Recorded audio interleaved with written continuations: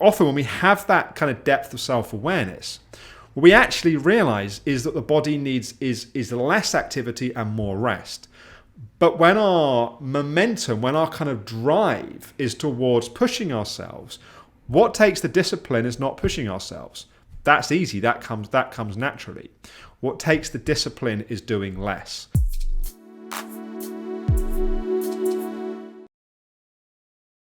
Welcome to this week's Thoughtful Thursday.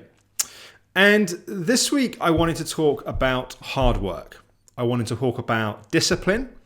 And I wanted to talk about what it often takes to make lasting change with an issue that's been kind of around and we've been struggling for a long time.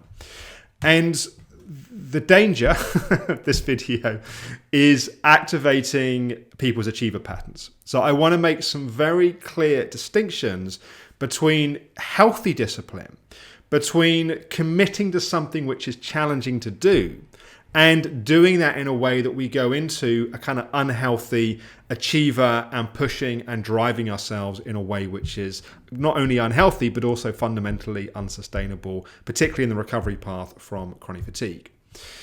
So I think part of the context of this is, for many people, the healing journey is immensely difficult. There are so many nuances, complexities, twists and turns in the journey, paradoxes, things that, where like the breakthrough at one stage becomes the limitation. The next stage, the thing that's really been helping us suddenly becomes a thing that's now causing problems and challenges. So to stay the course, to stay on track, just to keep following through with the things that ultimately are going to help us requires discipline. It requires effort to be able to do that. And yet, for many people, the very thing that's caused them to get sick in the first place is at least partly this kind of endless driving and pushing of the body beyond its capacities, beyond its limits. And so we need to find a way to reconcile these two things. And we need to be able to bring determination, to discipline, consistency to the healing path in a way which doesn't mean we go back into those old patterns. Put another way, we often try to solve a problem at the level the problem was created. So if, for example, we've got an achiever pattern, guess what we try to do? We try to achieve at recovery. We try to push ourselves to recovery. And yet, pushing to recovery almost never works. We also, I should say, we often oscillate from trying to push our way to recovery to then just kind of giving up and just like, I'm going to do nothing and just wait for recovery. And there's this very subtle balance in this kind of middle ground where we're not pushing and driving recovery, but we're also not just waiting for something to happen, where we also need to be actively engaged. So the kind of part of the trick to this is really having the self-awareness of what is most needed at any one point. Like, what does our body need at this particular point in the path? And for a lot of people, you may well be at a stage where what your body needs is deep rest. What it needs is for you to absolutely be listening to it. What it needs for you is to kind of really find the kind of the baseline and then kind of bounce the boundaries from the point where you're increasing activity because there's real energy, not because you're just trying to force or drive that process. So sometimes when we have that kind of depth of self-awareness, what we actually realize is that the body needs is less activity and more rest. But when our momentum, when our kind of drive is towards pushing ourselves, what takes the discipline is not pushing ourselves. That's easy. That comes naturally. What takes the discipline is doing less. And this is the kind of, I think often the realization for people that their recovery path does require determination and discipline. But that determination and discipline is in listening and often in slowing things down and really kind of finding the baseline, for example, physically, in terms of kind of how much we can and can't do, and even when it's really inconvenient and frustrating, doing less and listening to that. Psychologically, it's often separate from people on a healing path, although also true to people on a healing path, is finding people's working edge, like finding the point where you're not causing harm or discomfort, or maybe some discomfort, but you're not causing trauma by pushing someone beyond their boundaries or their edges.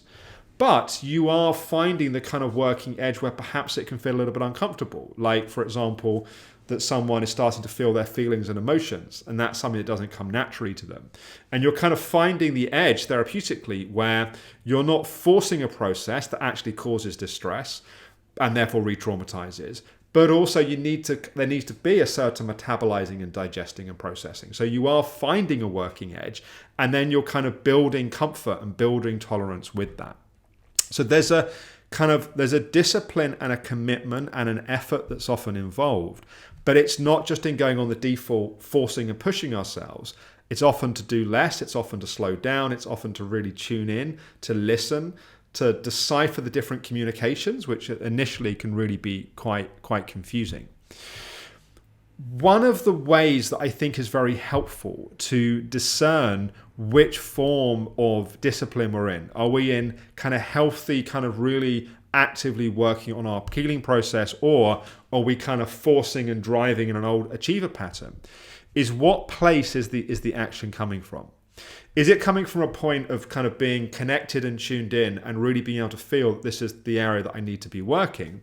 Or is it motivated by the inner critic? Like, we're beating ourselves up, we're telling ourselves we're crap, we're useless, we're terrible, and we need to do this activity to justify our position, and people will think we're a lazy slob if we don't do this. Like, if you can feel judgment, if you can feel your inner critic kind of beating you up or pushing or driving the show, that's a good sign that your motivation is coming from an unhealthy place. So there's a kind of level of self-awareness and tuning in that I think is often important here.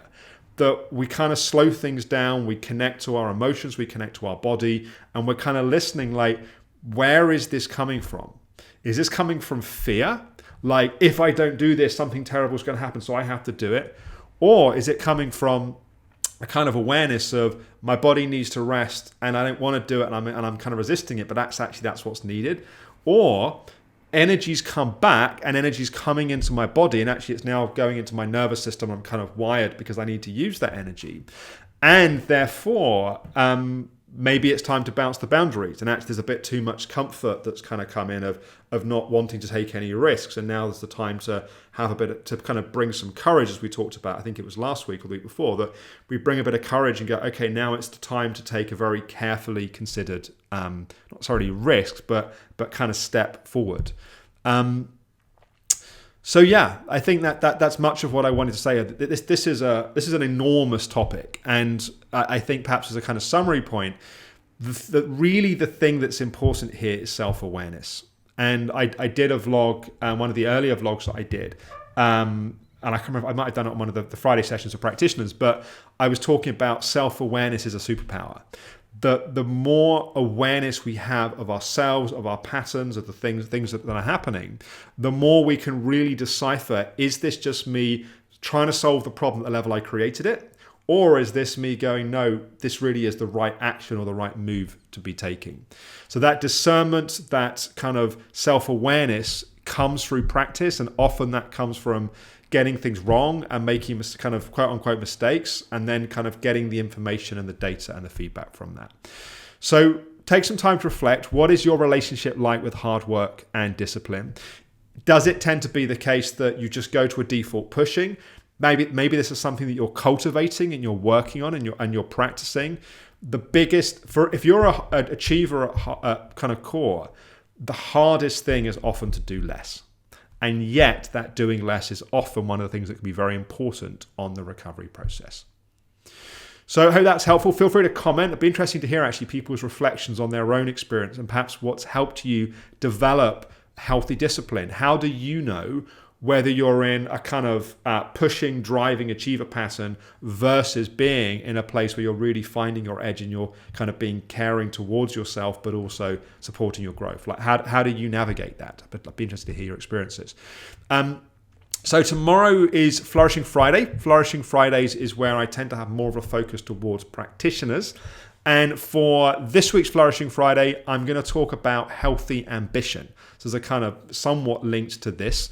Part of the reason for these couple of days is I wanted to clarify some things that I've noticed people have got some confusion about. So I thought I wanted to do a session around, I'm quite an ambitious person, in case people hadn't noticed, but not necessarily in the traditional sense of how people know ambition.